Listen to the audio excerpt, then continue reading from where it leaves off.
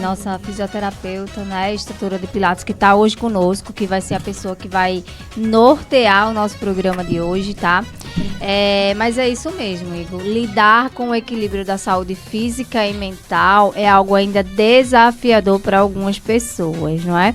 E aí, o Pilates, ele tem um fator muito importante quando nós falamos sobre o aspecto de concentração, não é? E aí nós que temos pacientes, por exemplo, muito ansiosos, eu tenho muitos pacientes ansiosos na clínica, ou estressados, não é? E pacientes muito estressados e ansiosos sentem muitas dores, não é? Muitas vezes essas dores são somatizadas, não é? Somatizadas pelo estresse, minha cabeça não está bem, meu corpo vai adoecendo. E aí, quando eu estou em terapia, eu consigo trabalhar essas questões psicológicas, mas aí muitas vezes o meu corpo vai estar gritando isso. E é nesse movimento que o Pilates vai entrar como agregar, não é, uma melhora na vida desse paciente. E aí, para isso, né, a gente...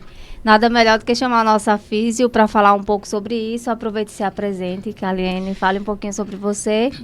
E, por favor, nos responda, né, Igor, a importância do Pilates na vida do ser humano. Bom dia, Igor, bom dia a todos. Bom, eu sou fisioterapeuta e instrutora de Pilates, né? E vim hoje falar um pouco sobre os benefícios do Pilates, de acordo com o estado físico e mental do paciente.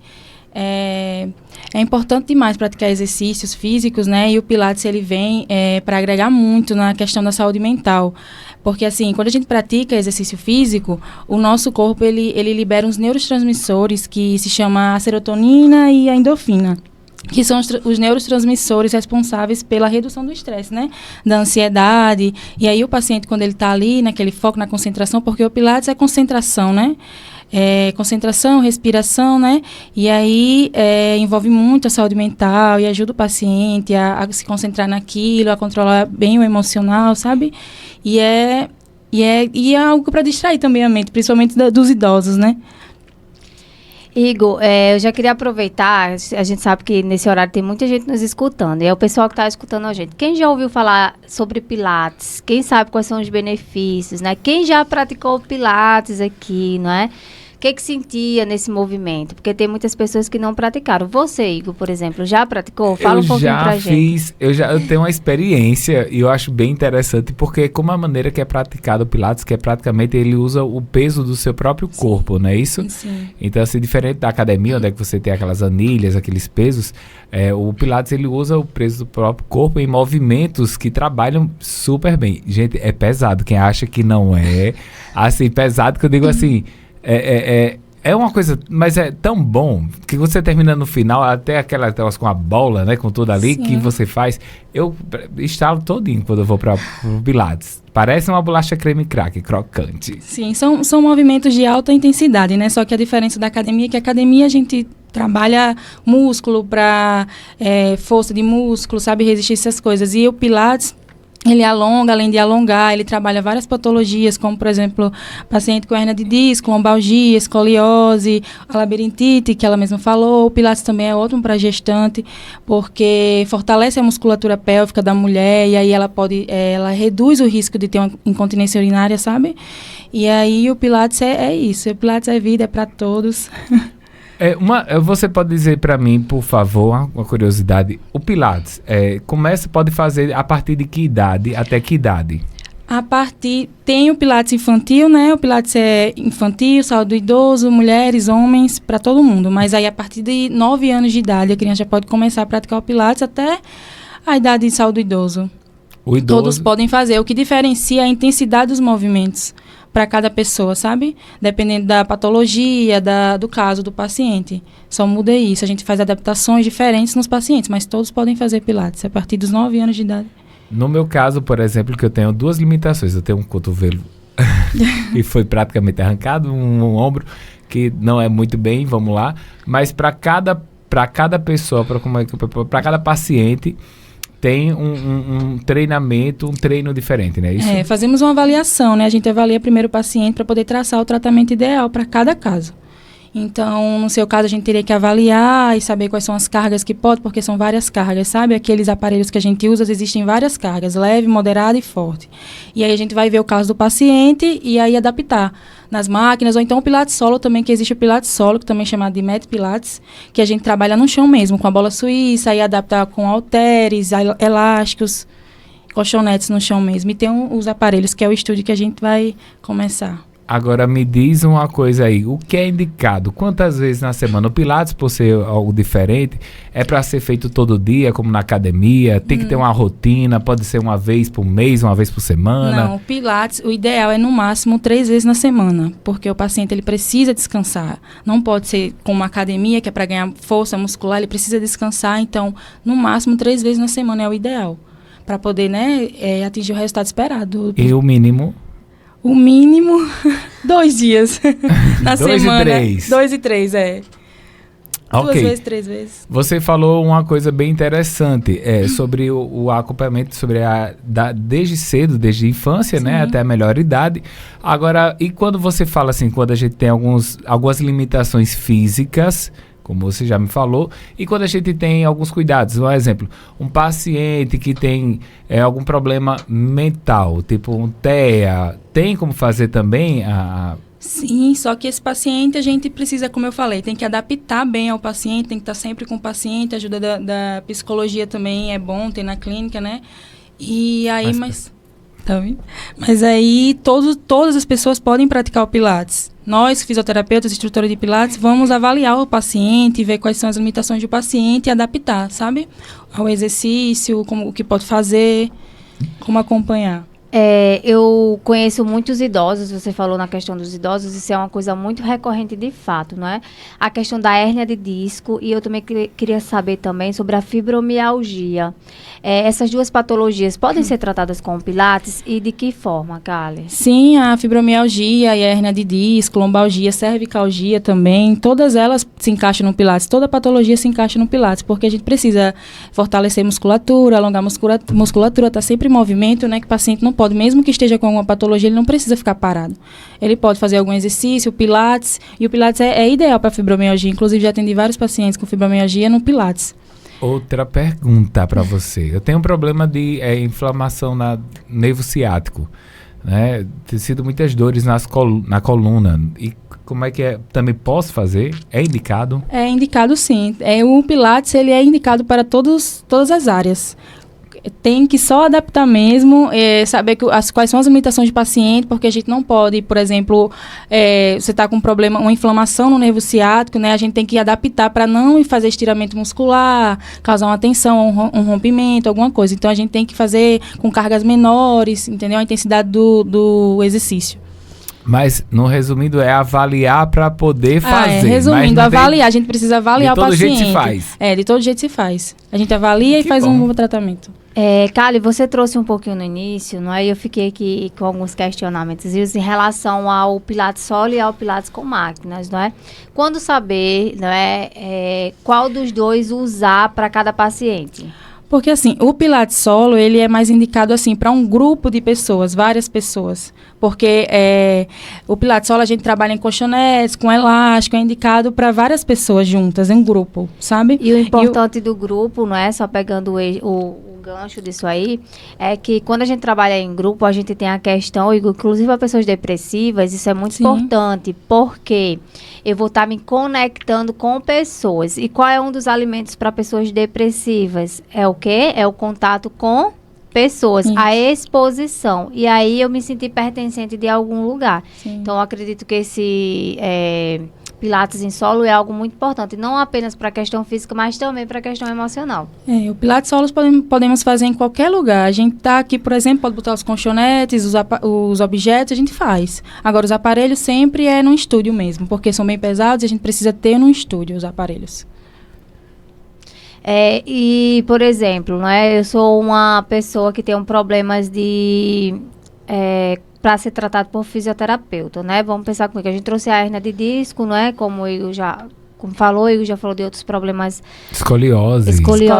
Escoliose, eu também tenho alguns pacientes que têm escoliose. E aí, por que o Pilates ele é indicado para pessoas com escoliose? Porque o Pilates, ele trabalha muito a reeducação postural. Então, o paciente que ele tem escoliose, a postura dele, a coluna dele não é meio atravessada. Então, o Pilates, ele vai trabalhar muito a postura adequada do paciente e aí, aos pouquinhos, vai voltando ao normal, vai aliviando as dores também, que através dos alongamentos, o paciente tem alívios e redução nas dores. Então, é ideal o Pilates para escoliose. Como profissional, qual é o risco que você percebe daquelas pessoas que, por exemplo, você falou do Pilates solo, eu fico pensando que algumas pessoas querem fazer Pilates em casa, não é sozinho, sem orientação. E quando você foi falando de algumas patologias, eu fiquei pensando que isso pode ser um risco também, não é? Profissional, né? Para algumas pessoas, porque pode vir fazer algum exercício que para aquela pessoa, que por aquela particularidade... vai lá em casa, bota no YouTube, exercícios para fazer em casa. Não, mas o ideal é ter um acompanhamento de algum profissional, porque não é todo exercício que o paciente pode fazer, dependendo do caso dele, né? Ele não pode fazer um exercício muito brusco, porque aí pode piorar o quadro do paciente. Então, é bom, sim, ter um profissional acompanhando. Aqui é uma pergunta da ouvinte, perguntando sobre pessoas que já tiveram AVC. AVC também. AVC pode sim se enquadrar no Pilates. A gente avalia o paciente, né? Dependendo do AVC, porque tem o AVC isquêmico, né? E tem o hemorrágico. Mas aí a gente faz a avaliação e adapta o paciente nos exercícios que ele pode fazer para não prejudicar a saúde do paciente, mas pode sim. Agora uma pergunta, né? Para aquelas pessoas que são acamadas, você vai ter esse serviço também de poder atender em casa? Pilates para acamados, não, mas a fisioterapia sim, porque o paciente está lá acamado e precisa sempre estar se movimentando, nosso corpo ele não pode ficar parado. Então a gente vai lá, o fisioterapeuta vai lá e faz alguns exercícios com o paciente, mesmo acamado, mas o Pilates em si ele requer muito a pessoa estar em pé, fazendo os exercícios, ou no aparelho, ou então no colchonete com a bola e outros objetos. Mas o acamado a gente precisa do fisioterapeuta sim, para fazer exercícios na cama mesmo. E aí na Multi tem esse serviço, tá, Igor? É só entrar em contato na nossa recepção, né, que o pessoal que já nos acompanha, no 84-994-85-7080. Nós temos esse serviço também domiciliar, não só para fisioterapia, mas nós temos para nutrição, nós temos para psicologia, nós também fazemos atendimentos domiciliares. Sabe que eu me lembrei do que a gente trabalhava no CRAS agora? A intersetorialidade, né? A gente trabalhar com outros profissionais, outros setores, para poder trazer um bem comum, né? Então, quando a gente trabalha em conjunto, por isso aí é o multidisciplinar, né? São multiprofissionais que se juntam para cuidar da saúde do corpo e da mente. A gente é um todo, né? A gente é um conjunto como um todo. Mas aí eu quero parabenizar desde já as meninas do espaço multidisciplinar, que fica localizado ali próximo ao batalhão. Lá tem psicólogos, nutricionistas, fisioterapeutas, tem psicopedagogas, fonoaudiólogo, né? Nossa Vanessa, que tá para vir de novo, viu, Igor, aqui? Sim, mas é justamente isso. Quando a gente... lembra aquela que a gente tava falando, né, eu fui fazer academia e tive que pagar um personal trainer, aí veio o nutricionista, e aí você acaba naquele esquema de pirâmide, cair né? nessa pirâmide, não é? Mas a ideia é justamente essa, porque na verdade a gente não consegue tudo só, né? A gente precisa... Então, as pessoas que fazem nutrição passaram anos estudando para poder passar uma dieta para você, né? Um plano alimentar, não digo dieta, um plano alimentar. E aí eu vou lá no Google, né? Aí o povo acha que vai, não vai, né, filha? E aí dia desses eu brincando, né, com meu namorado, a gente conversando, que a gente tem a nutricionista, a Karen, né, que teve até com a gente aqui em outros momentos, e aí falei assim, eu tô com problema de gastrite, né? Aí o que foi que fui ver quais são os alimentos, né, que a pessoa com gastrite não pode comer, né? Outra, eu vou fazer minha própria dieta. Aí meu namorado Karen vê isso. Pois é. E aí lá vai a gente poder Mas é marcar porque você Karen. tem que ter essa ideia de que, por exemplo, você não vai chamar um outro profissional. A gente tem, vamos dizer assim, um clínico geral, mas ele não vai passar para você uma dieta, né? O clínico geral, ele pode até passar um medicamento, mas ele vai indicar que você vá para um especialista. Sim. Ele pode fazer um por alto, mas não vai resolver ali 100%. Ele vai sempre passar para uma pessoa que fez uma especialização naquele lado, que aí são mais anos de estudo, né? Então, quem é psiquiatra, por exemplo, fez a faculdade de medicina, depois fez a especialização. Mas isso acontece em todas as áreas, né? Por exemplo, na psicologia, eu sou psicóloga clínica, então, teoricamente, eu atenderia todos os casos. No entanto, eu não atendo todos os casos porque eu sou especialista em 2 áreas. Eu sou especialista em neuropsicologia e especialista em terapia cognitiva comportamental. Ou seja, são 2 ênfases diferentes. Enquanto uma trabalha o psiquiátrico, a outra trabalha o neurológico. Então, é diferente. Então, não é todos os pacientes que eu atendo. Me conta um pouco. A gente volta já para o Pilates, dá tempo, é 9h30 ainda. Me conta um pouco qual a diferença da neuropsicologia da psicopedagogia. Da psiquiatria. O que acontece? Nós temos o que nós chamamos da Bíblia, né, do psicólogo, assim como o médico tem o CID-10, que na verdade a gente já está na CID-11, né, só não chegou no Brasil ainda, mas daqui a pouco está chegando. E nós temos o DSM-5-TR, que é a nossa Bíblia atualmente, que foi atualizada aqui no Brasil esse ano. E aí nós temos os transtornos psiquiátricos, tá?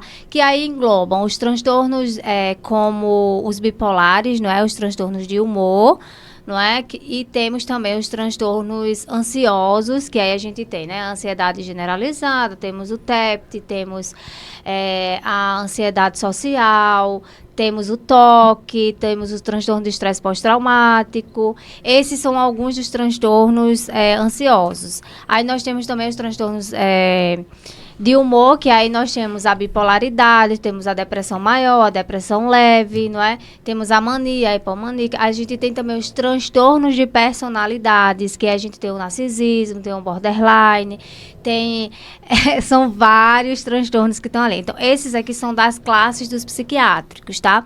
E aí, nesses, geralmente, são tratados com psicoterapia. Enquanto que nesse outro campo nós temos o neurológico. Aí nos neurológicos são os transtornos do neurodesenvolvimento. Então a gente vai pensar no TDAH, nós vamos pensar no autismo, nós vamos pensar nos transtornos de aprendizagem, né, como dislexia, descalculia, entre outros. Então a gente percebe que é como se nós estivéssemos trabalhando as questões psiquiátricas, muitos voltados para questões emocionais. Sim, uma é emoção e outro é neurológico, é o funcionamento do cérebro. O funcionamento do cérebro. E aí também na neurologia a gente trabalha, né, os AVCs como questões de reabilitação, porque essas pessoas elas vão perder, né, algumas funções, que a gente chama as funções, por exemplo, quando a gente pensa em planejamento, as funções que nós chamamos de funções executivas. Mas aí a gente também tem outros movimentos, como o quê? Aqui a gente trabalha a questão da atenção, da inteligência. Nós trabalhamos também... Quero trazer você aqui pra gente falar só sobre TDAH. Porque eu achei que virou uma modinha dizer que tem TDAH. E todo mundo agora quer ter. Inclusive, ontem eu atendi uma paciente, se falando isso eu lembrei, tá tendo uma pesquisa na UFRN sobre TDAH. E ela já é uma paciente minha muito antiga. Antiga, assim, que ela já está comigo há uns 3 anos. Mas só por manutenção mesmo, que ela está super, super funcional. E aí, ontem nós em terapia, ela falou assim, Tatiane, eu vejo os seus posts e eu tenho um TDAH. Aí ela fez assim, aquela resposta, e aí deu o que eu tinha. Eu falei, fulano, eu já te acompanho há 3 anos. E eu afirmo para você que você não tem TDAH. O que você tem é um TAG. Transtorno de ansiedade generalizada. Sim. Porque o TAG e o TDAH, eles se entrelaçam muito. E aí, o que acontece? Quando ela está em momentos de estresse e pressão, ela fica muito assintomática. E aí, começa a vir o esquecimento por causa do estresse. E não porque ela tem um TDAH. Começa a vir a desatenção. Porque no momento que eu fico muito estressada, não é? O meu cortisol fica muito alto, então eu diminuo os níveis de serotonina e dopamina, que são os níveis de hormônios que me deixam ali na sensação de prazer e de bem-estar. E com isso eu começo a ter falhas na memória. E aí isso se confunde muito com... Eu tenho o quê? Com o TDAH. Você é um caso clássico, Igor, porque você tem transtornos de personalidade. E aí, transtorno de personalidades engloba tudo isso. Voltado eu tô no rindo, movimento. Mas eu tô rindo de mim mesmo. Mas temos uma boa notícia, porque você está regulado. E uma vez que o paciente está regulado, você não é o transtorno. Eu até fiz uma postagem que vai estar sendo colocada no meu Instagram essa semana, que tipo assim, você não é o seu diagnóstico. Eu achei e aí eu acredito isso. que isso é importante você lembrar. Não é porque você... Por exemplo, eu tenho um TDAH. Eu brinco muito com meus pacientes. Quando eu vou atender, deixa eu desligar meu celular aqui, porque eu não consigo me concentrar em duas coisas, né? Quem é meu paciente já sabe.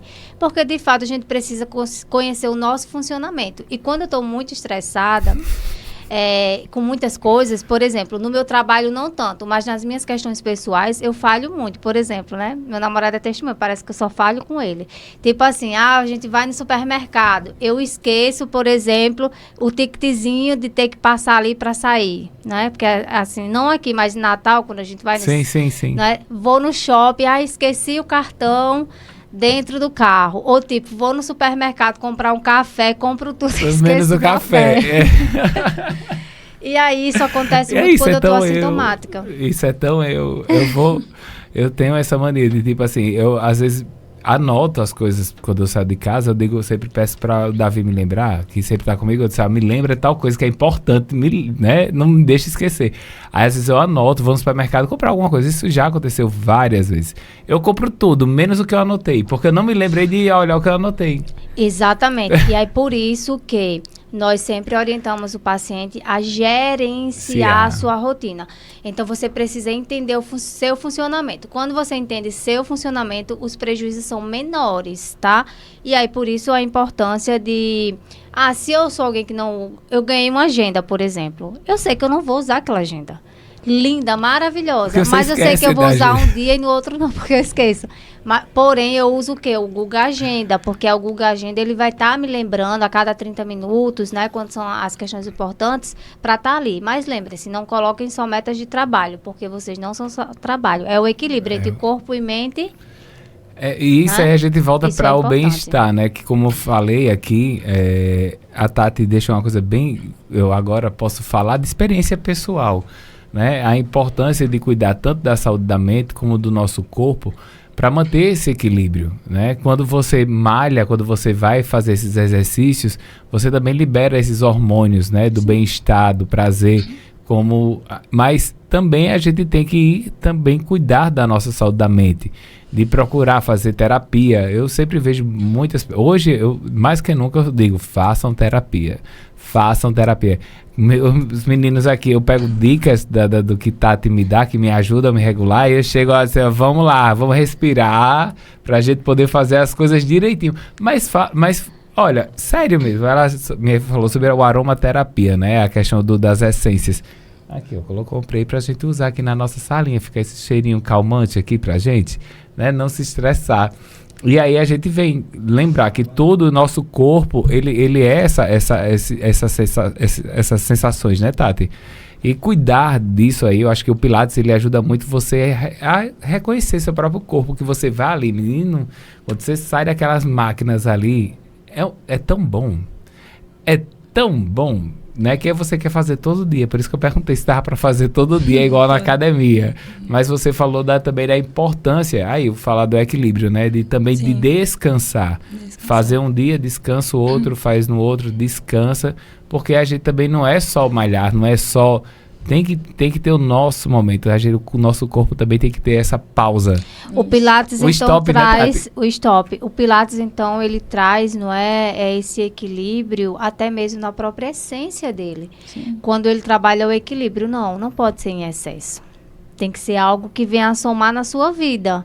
Não é? Somar no quê? Na questão, como ela falou, do próprio fortalecimento dos músculos. A nossa postura, Dessa né? postura, eu preciso cuidar. Você tá, inclusive, pessoas depressivas, me veio muito agora falando do Pilates. Quando você pega uma pessoa muito depressiva, você vai perceber que até elas vão estar com a postura do ombro para baixo, a cabeça para baixo. São pessoas que não olham, né, geralmente. E aí não é autismo, tá, gente? Porque quando a gente fala não olhar no olho, as pessoas pensam logo em autistas, não é? Sim. Que, na verdade, falando em autistas também, a gente já trouxe outros programas, tem as próprias particularidades. Sim. Tem muitas pessoas que são autistas. Mas algumas autistas, coisas que se confundem, né, Tati? Que se confundem. Mais uma coisa que se confunde. A importância de procurar um profissional para um diagnóstico correto. Não ficar lá no Google, olha, eu vi isso, carimbei aqui, fechei a folha.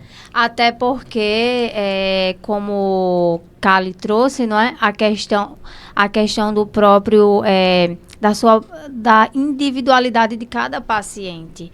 Da mesma forma que na psicologia eu preciso trazer o melhor tratamento para ele, se eu pego uma pessoa ansiosa, eu não posso tratar da mesma forma de uma pessoa depressiva, porque enquanto um tem medo de morrer, o outro quer morrer, não é? Então, o movimento é diferente. E no Pilates, isso também é diferente, né? Eu não posso tratar uma pessoa com labirintite da mesma forma que eu trato uma pessoa com hérnia de disco. Não, são exercícios diferentes, porque, por exemplo, na hérnia de disco a gente trabalha muito redução de dor, alongamentos para alongar os músculos, caso estejam encurtados, né?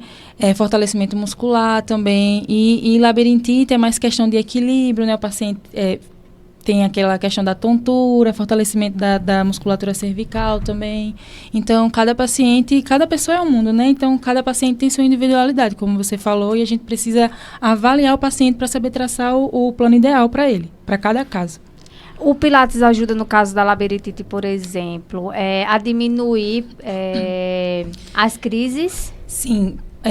Alguns exercícios sim, outros não, porque tem exercício que requer muito, às vezes o paciente nas máquinas, por exemplo, eles vão muito para o alto, aí a gente começa de baixo, sabe? Aí vai diminuindo as crises de tontura, de dor também na cervical, porque eles têm dor de cabeça também, a gente faz muito fortalecimento no pilates da cervical nos aparelhos. E no solo também, a gente pode utilizar os objetos que auxiliam também e ajuda bastante no caso. Uma dúvida, você falou sobre dor de cabeça e que tem enxaqueca? Para o Pilates? Sim. Para o Pilates, no caso, não. O Pilates não seria indicado para enxaqueca. Fisioterapia, sim, que a gente pode trabalhar outros meios, outras formas, assim. O que na fisioterapia pode ser trabalhado, por exemplo, para enxaqueca? Bom, alguns aparelhos que a gente utiliza para alívio da dor, a gente utiliza, por exemplo, ultrassom, a gente utiliza TENS, a gente utiliza... são alguns aparelhos da eletroestimulação que a gente usa.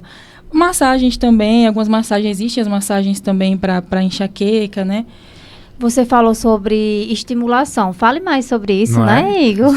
A eletroestimulação são aparelhos que o fisioterapeuta ele usa com pacientes também pode até associar o Pilates. Por exemplo, no estudo de Pilates, fazemos os exercícios com o paciente, caso ele saia com algum tipo de dor, a gente usa um TENS, um ultrassom, alivia aquela dor, o paciente sai novo em folha. Então, são alguns aparelhos que a fisioterapia utiliza. E aí dentro, por exemplo, da fisioterapia, porque muitas pessoas não têm acesso, não é, Igor, a um profissional para estar falando sobre como que ele pode ajudar as pessoas. Porque muitas vezes eu tenho um problema e eu não sei que eu possa ser ajudado por X ou Y profissional. No caso da fisioterapia especificamente, não é? Quando eu preciso buscar um fisioterapeuta? Sim, boa. Quando precisa... Fisioterapia é vida, né? Assim, acredito que todos os pacientes que quiserem procurar fisioterapia, fazer uma avaliação, sempre tem alguma coisa que a gente precisa da fisioterapia. É uma má postura, que a má postura acaba que deixa a gente muito, como você falou, né? Às vezes a pessoa está muito assim por causa da postura, e quando faz a fisioterapia vai melhorando a postura, até a autoestima da pessoa também, não só nas patologias que existem, mas também no dia a dia da pessoa, para melhorar a qualidade de vida do paciente. Tem pergunta do ouvinte chegando aqui. A tendinite. Tendinite. A pergunta primeiro? Não, vai nessa que eu vou nessa. A tendinite é a inflamação, né? Então, a fisioterapia é o ideal para a tendinite. A gente trabalha com eletroestimulação na tendinite, que são os aparelhos que eu falei. Trabalha muito a questão do fortalecimento muscular, alívio de dores, do paciente que sente muita dor, né? E ganho de amplitude de movimento também do paciente, que eles perdem uma certa amplitude do movimento. Então, a gente avalia o paciente, traz tratamento. E é isso. Geralmente dura quantas sessões, não é? Porque é uma das perguntas que eu estou lembrando de pacientes, viu, Igor? Eu tenho aqui quantas também. Sessões geralmente é usada para tratamentos de... É tendinite ou atendinite? Tendinite. Tendinite. Umas 10 sessões. 10 sessões de fisioterapia. Mas aí também vai caber a cada paciente, também sempre grau, né? Tem a questão da avaliação do paciente. A gente sempre precisa avaliar o paciente, porque cada caso é um caso, né? Vamos lá, deixa eu te fazer aqui uma pergunta da ouvinte. A Maricélia que diz o seguinte: pergunta às meninas se quem tem problema no joelho, perdendo os movimentos, que isso é do tipo de distrofia, o que é necessário? Distrofia muscular, ele é É necessário exercícios para fortalecer os músculos, ganhar resistência. O Pilates também é ideal, mas combinando com a fisioterapia. A fisioterapia e o Pilates junto, para esse caso do joelho dela, seria ideal, porque a fisioterapia trabalha muito a questão de exercícios para ganhar força muscular, junto com a eletroestimulação, e o Pilates, alongamento, né, ganho de resistência, equilíbrio, que ela precisa também, que ela pode perder um pouco da coordenação motora dela devido a esse fato. Então, tem que ser tem que englobar tudo, fisioterapia e Pilates. Fisioterapia e Pilates, por causa desse problema no joelho. Problema no joelho. Ouviu, Maricélia? Fisioterapia e Pilates, não é cachaça não, bebê. Minha amiga. E aí é interessante, eu pensei em outra paciente que eu tenho, que ela tem muito problema no joelho também, e muitas vezes ela vai subir algum degrau e aí ela já cai, não é? E como ela caiu algumas vezes, agora ela tem muito medo, não é, de isso acontecer outras vezes. Na psicologia, a gente trabalha muito essa questão de exposição gradual e do medo, né? De como ela tratar esse medo. Mas na fisioterapia, como que ela pode ser acompanhada? No caso dela, foi alguma coisa assim específica que aconteceu no joelho? Não. Ela sente fraqueza muscular? Provavelmente. No caso de fraqueza muscular, é o ganho de resistência, que a gente trabalha com a bola suíça, trabalha com terabandes também, pilates, até mesmo a cadeira extensora, que às vezes, assim, numa clínica, num hospital tem a cadeira extensora para trabalhar com o paciente, porque ela está com fraqueza muscular. Então, é preciso fortalecer aqueles músculos dela, para ela poder não perder o equilíbrio. Trabalhar o equilíbrio também é importante. Então, isso seria um tratamento que possivelmente diminuiria, por exemplo, a frequência de... Sim, claro. A fisioterapia diminuiria bastante, porque a gente ia trabalhar a coordenação motora dela e o fortalecimento do músculo dela, que provavelmente está... Mais uma pergunta do ouvinte, e ainda é sobre agora o joelho, né?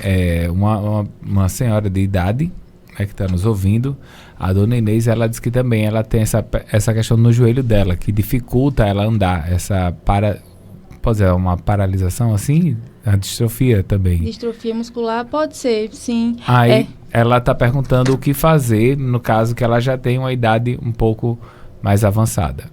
No caso dela, sim, tem um atendimento... Ela já anda com a ajuda de muleta e tudo mais. Sim, no caso dela tem o atendimento domiciliar, que a gente pode traçar alguns exercícios para ela, a questão da marcha dela, a caminhada dela, também fortalecer os músculos dela com a carga menor, devido à idade, né? Então, a gente vê muito isso devido à idade. A gente coloca uma carga menor nos aparelhos, nos objetos que a gente utiliza também na fisioterapia.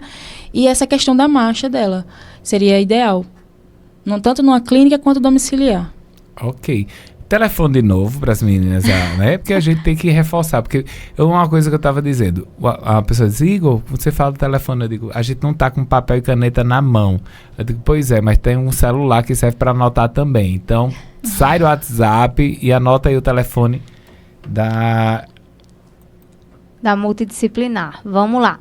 849-9485-7080. 849-9485-7080. Você também pode nos seguir no Instagram, @multidisciplinar.online, @multidisciplinar.online, ou no Facebook, né? Nós também estamos lá, multidisciplinar.online. Então, se precisar de atendimento domiciliar, nós também fazemos. É só entrar em contato que a gente manda as nossas profissionais para poder apoiar vocês nesse momento. Não é isso, Kali? Isso.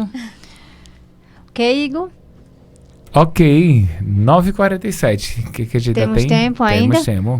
Ótimo. Então, pessoal, mandem aí perguntas Vamos também, aqui tá? mais uma pergunta, né? No caso, a nossa ouvinte, ela está dizendo o seguinte: eu tive início de AVC e hoje perdi uma parte do movimento do braço. O que é melhor para fazer? O Pilates, a fisioterapia? Como perda de movimento devido ao AVC, seria ideal a fisioterapia, porque a fisioterapia, ela abrange muito a questão da perda de movimento, para ganhar amplitude de movimento do paciente, a resistência, a força muscular, que quando a gente tem o AVC, a gente perde, né, a força muscular, a resistência dos músculos, então seria ideal para ela a fisioterapia. E depois de um tempo, né, quando voltar os movimentos, a amplitude normalizar, aí pode entrar no Pilates. Ela fez essa pergunta e eu me recordei, né, que na neuropsicologia nós trabalhamos muito com reabilitação de pessoas que sofreram com AVC. E aí nós trabalhamos muito a questão das funções cognitivas desse paciente, que muitas vezes vão ficar muito mais lentificado. Você percebe que, por exemplo, já não tem mais aquele raciocínio rápido que tinha antes. As coisas parecem agora serem muito mais lentas, a compreensão fica muito vaga, não é?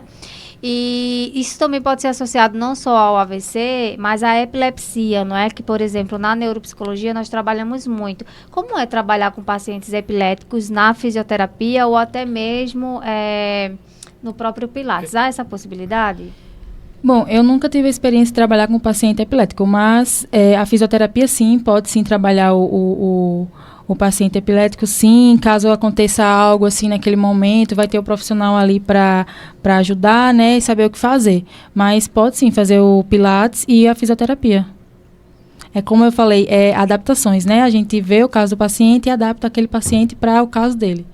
É interessante, né? Enquanto a gente vai falando, você percebe que o Pilates ele é tão rico que aí você consegue trabalhar tanto questões de saúde emocional, como essa saúde própria do corpo, né? Porque a gente viu aí que alguns pacientes com dores no joelho, dores nas costas, dores nos ombros, não é? A própria tendinite, a questão mesmo de dores no pescoço, né? A gente não falou aqui, mas a gente tem muitos pacientes que sentem dores no pescoço, entre todos os nossos órgãos, né? De uma forma geral, geralmente sentimos dor. E o próprio Pilates, ele vem para somar nisso. E aí o quanto que você tem investido nisso, Igor? O quanto que você tem investido no seu corpo? Isso é uma pergunta que muitas vezes a gente deixa em aberto para os nossos ouvintes, não é, Kali? Uma coisa bem interessante de lembrar aqui, que vocês estão sempre trazendo, é essa questão, né, de a gente investir também na prevenção. Cuidar antes né, porque quando a gente está com a idade mais jovem, né, a gente tem a oportunidade de cuidar de várias coisas, como a obesidade, como... né? Eu acho que até a própria terapia, quando ela começar mais cedo, você vai ser um adulto mais saudável. Isso eu acredito. Mas eu queria aqui perguntar às meninas, né, já que você está falando sobre fisioterapia e Pilates, como eu perdi parte aqui, amplitude de movimento. A amplitude aqui do meu braço ficou limitada porque eu perdi meu cotovelo num acidente. Tem como fazer algo para que aumente mais a amplitude? Ou tipo, chegou aí, depois que passou desse tempo, não volta mais? Tem sim. A fisioterapia está aí para isso. No caso, perder a amplitude de movimento. A gente trabalha com vários movimentos, com várias técnicas de fisioterapia. Justamente. Não tora não. É todo um processo. A gente faz um processo e aos pouquinhos a amplitude de movimento vai voltando, sabe? Então a fisioterapia é ideal para isso e ajuda bastante na amplitude de movimento. A gente fala muito sobre quando vai fazer esses exercícios, muita gente não vai fazer com medo das dores, né? Quando você começa a fazer, tudo que você começa a fazer, o nosso corpo não está adaptado, você vai até uma caminhada, quando você caminha um pouco mais do que o normal, você sai daquela rotina, você vai se sentir um pouco mais dolorido no outro dia. E no Pilates, já que tem essa parceria, vamos assim dizer, com a fisioterapia, que tem... Teve um tempo que eu fiz minha fisioterapeuta, minha amiga lá de Mamanguape, ela me emprestou o TENS e tudo. Eu ficava com ele em casa, a vida era tão bom. TENS é bom. Ai, que aparelho divino. Então, o seguinte... sobre existe, já que andam tão juntos, né? Já que o fisioterapeuta ajuda a praticar o Pilates, vocês também utilizam essa analgesia? Analgesia. Sim, depende, assim, porque assim, o Pilates no início, se a pessoa for sedentária, qualquer pessoa sedentária, qualquer exercício que ela for fazer vai sentir dor, porque os músculos estão ali encurtados, parados, vai doer. Mas aí, ao longo dos tratamentos, das sessões, os músculos vão alongando e depois o paciente sai do Pilates relaxado, não sente dor. Agora, essa TENS que você falou, analgesia, a questão da analgesia, seria indicado para pacientes que chegam com quadro álgico, assim, tipo uma inflamação, bursite, tendinite, coisas do tipo, sabe? Eu que minha coluna dói faz dias. A minha também. É ligar o peso das escolhas. E eu fiquei pensando aqui outra coisa. E insônia, não é? O Pilates pode ajudar? Porque eu tenho muitos pacientes com insônia. A insônia- Ou não tem nada a ver? Assim, a insônia pode ser devido também à ansiedade. Pode entrar essa questão da ansiedade com a insônia, né? Então, o Pilates, ele trabalha muito a questão da ansiedade, porque o paciente vai se concentrar bastante, vai trabalhar muito mente e corpo. Pilates é mente e corpo. Então, vai trabalhar bastante a concentração, o paciente vai estar concentrado ali na respiração, porque tem que fazer a respiração Sim, direitinho. Então, Tem vai... isso também, Fê. Isso, então ajuda bastante, bastante mesmo. A ansiedade... Eita, foi tão bom que o tempo voou. Só mais uma pergunta aqui, olha. Tenho dor no meu joelho. Pedalar pode prejudicar? Depende do caso do paciente, porque tem casos que se pedalar pode prejudicar mais, pode aumentar, sabe? A dor, o quadro álgico dele. Mas aí fazendo uma avaliação para a gente saber o que tem realmente, a gente passa os exercícios ideais para o paciente fazer. Também vai depender da pedalada, né? Também. Se você pega uma pedalada daqui pra Bananeiras, daqui pra Barra do Sei, de serra, né? De serra, aí... Depende para quê? Porque pedalar é um exercício aeróbico, né? Então a gente tem que primeiro avaliar o paciente para saber o que ele... Os impactos, né? Isso, os impactos, exatamente. Meninas, um beijo pra vocês. Chegamos ao final, tá vendo aí o Padre Reginaldo Manzotti, programa Experiência de Deus. Deixa eu agradecer aqui a Tati. Tati, o telefone e o WhatsApp do Multidisciplinar, por favor. 84 99485 7080. Sim. 84 99485 7080. E mais uma vez, obrigada.